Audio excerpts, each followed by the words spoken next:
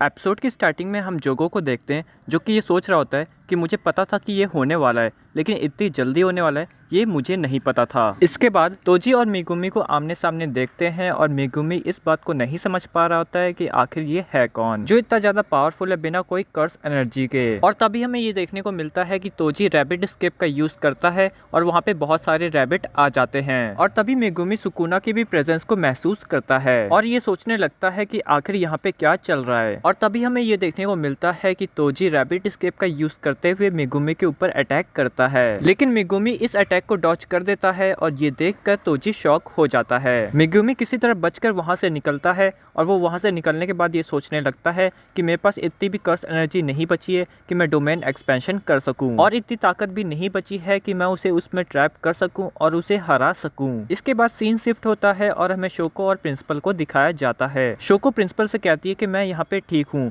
Principal कहता है कोई चांस नहीं, अगर उन सभी को पता चल गया कि हम यहाँ पे हैं तो वो सभी सीधा तुम्हें खत्म करने के लिए आ जाएंगे। इस बात पे शोको प्रिंसिपल से कहती है कि आप ज्यादा चिंता कर रहे हो। प्रिंसिपल कहते हैं कि तुम जैसी रिवर्स कर्स टेक्निक यूज करने वाली जो कि लोगों को हील कर सकती है ऐसा गोजो भी नहीं कर सकता है और तुम्हारी वजह से ही इनो और इचिजी जिंदा हैं। इसके बाद फिर से हमें मेगुमी और तोजी को दिखाया जाता है। मेगुमी यहाँ पे तोजी से भाग रहा होता है और तोजी यहाँ पे अटैक करने की कोशिश करता है मेगुमी के ऊपर, लेकिन मेगुमी उस अटैक से बच जाता है। फिर मेगुमी इस बात को सोचने लगता है कि ये आखिर कौन है जिसने अकेले ही एक स्पेशल ग्रेट कर्स स्पिरिट को हरा दिया। मेरे शिकिगामी तो इसके सामने कुछ भी नहीं है, मुझे अपने शिकिगामी को नेक्स्ट फाइट के लिए भी बचा कर रखना है। मेरे पास अब ज्यादा ऑप्शंस भी नहीं बचे हैं, मुझे अपनी इंजरीज को भी बचाना है और किसी तरह यहाँ से निकलना है। इसके पास कोई भी कर्स एनर्जी नहीं है, बिल्कुल माकी की तरह, लेकिन इसकी जो पावर लेवल है वो सुकुना से कम भी नहीं है। और तभी हमें ये देखने को मिलता है कि तोजी अटैक कर देता है मेगुमी के ऊपर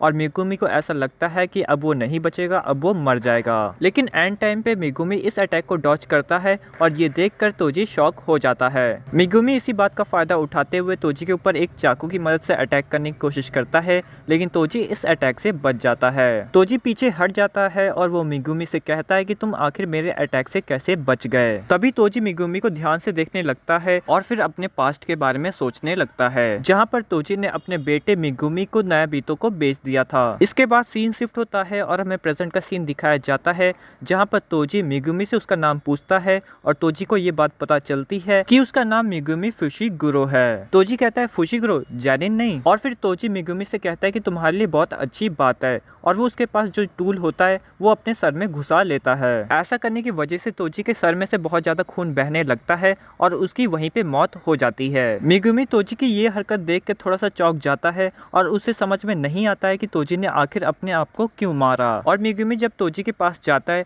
तब वो उसके फेस को देखता है जो कि चेंज हो जाता है। मेगुमी अपने आप से कहता है कि मैं लकी था जो कि तोजी ने अपने आप को खत्म कर लिया, नहीं तो मेरा मरना तय था। मेगुमी वहाँ से जाने लगता है कि तभी उसके पीछे कोई अटैक कर देता है और वो कोई और नहीं बल्कि हारुता होता है। मेगुमी के ऊपर अटैक करने के बाद हारुता कहता है कि मुझे ये करना अच्छा लगता है। इसके बाद सीन शिफ्ट होता है और हमें पांडा और कुसाकाबे को दिखाया जाता है।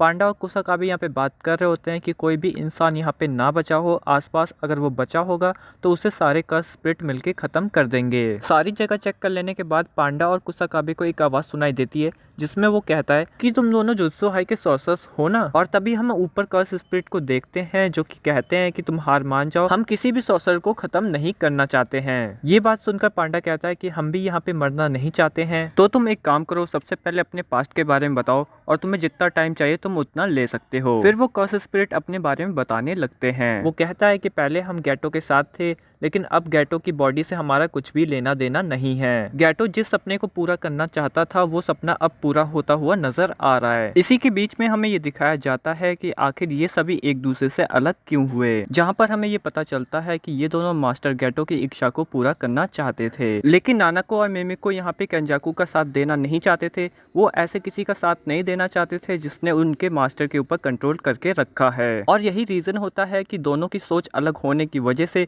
ये सभी सभी एक दूसरे से अलग हो जाते हैं। और यहाँ पे जो लॉरे होता है ये इन दोनों में से किसी का भी साथ नहीं देता है। ये सभी बातें खत्म हो जाने के बाद कुसाकाबे अपना attack evening moon sword drawing style use करने वाला था इन दोनों कर्स स्पिरिट के ऊपर, और वो कर्स स्पिरिट भी रेडी होता है इन दोनों के ऊपर अटैक करने के लिए। और वो कर्स स्पिरिट जैसे ही अपना हाथ ऊपर उठाता है वहाँ पे एक बहुत बड़ा जोर का ब्लास्ट होता है। ये देख के सभी लोग डर जाते हैं कि आखिर यहाँ पे क्या हुआ। और तभी हमें जोको देखने को मिलता है जो कि उस बिल्डिंग से बाहर निकलते हुए जा रहा था और उसकी हालत बहुत ज्यादा खराब थी। जोको के पीछे सुकुना भी होता है और सुकुना जोको से कहता है क्या तुम्हारे पास इतना ही था, और सुकुना जोको की हालत बहुत ज्यादा खराब कर देता है उसे बहुत ज्यादा मार के। और फिर सुकुना हंसते हुए जोको से कहता है क्या तुम बस इतना ही कर सकते हो। और तभी जोको गुस्से में बोलता है कि अभी नहीं। और जैसे ही जोको अपना हाथ आगे बढ़ाता है सुकुना के ऊपर अटैक करने के लिए, सुकुना उसके पीछे आ जाता है। और फिर सुकुना जोको को एक हैमर की तरफ बहुत तेजी से नीचे की तरफ मारता है और जोको के नीचे टकराने से पहले सुकुना उसको पकड़ लेता है। और पकड़ने के बाद सुकुना जोको को बहुत तेजी से मारता है जमीन की तरफ। इस अटैक की वजह से जोको की हालत बहुत ज्यादा खराब हो जाती है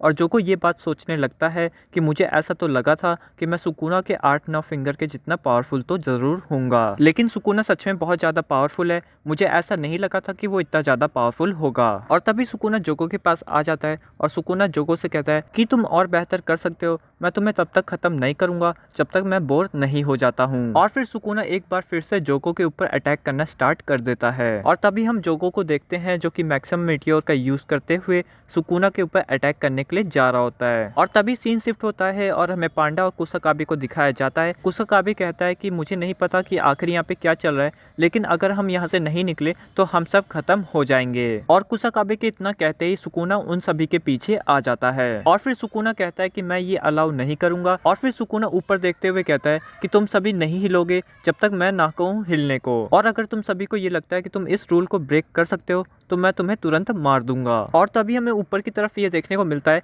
कि ऊपर की तरफ से बहुत बड़ा मेट्रॉइड नीचे की तरफ आ रहा है। और तभी हमें ये देखने को मिलता है कि वो जो मेट्रॉइड होता है वो सरफेस से टकरा चुका होता है, और उस मेट्रॉइड के टकराने की वजह से जो नीचे की सरफेस होती है वो पूरी तरह से डिस्ट्रॉय हो जाती है और आसपास की जितनी भी बिल्डिंग होती है वो सभी खत्म हो जाती है। इतने बड़े अटैक करने के बाद जोको बहुत ज्यादा थक जाता है और फिर जोको इस बात को सोचने लगता है कि अगर ये अटैक सुकुना को लगा होगा तो उसको थोड़ा बहुत तो डैमेज हुआ होगा। और तभी सुकुना जोको के सामने आ जाता है और वो सुकुना से कहता है कि अगर ये मुझे अटैक लगा होता तब तो। फिर सुकुना कहता है कि अगर तुम्हें मुझसे जीतना है तो तुम अपनी डोमेन का यूज क्यों नहीं करते हो। तब जोको कहता है कि मुझे पता है कि मैं डोमेन की फाइट में तुमसे नहीं जीत सकता हूँ। फिर सुकुना कहता है कि इसका मतलब ये है कि तुम गोजो से डोमेन की फाइट में हार चुके हो, तो अब क्यों नहीं तुम मेरे साथ अपनी बेस्ट स्किल के साथ फाइट करते हो। और फिर सुकुना एक टेक्निक का यूज करने लगता है और फिर जोको कहता है ये तो फायर है, मुझे तो ऐसा लगा था कि ये बस डिसमेंटल का यूज कर सकता है। फिर सुकुना कहता है कि मुझे लगा था कि तुम्हें इस बारे में पता होगा, लेकिन शायद मुझे ऐसा लगता है कि कर्स स्पिरिट को इसके बारे में नहीं पता है। लेकिन अब मैं इस चीज को ज्यादा एक्सप्लेन नहीं करूंगा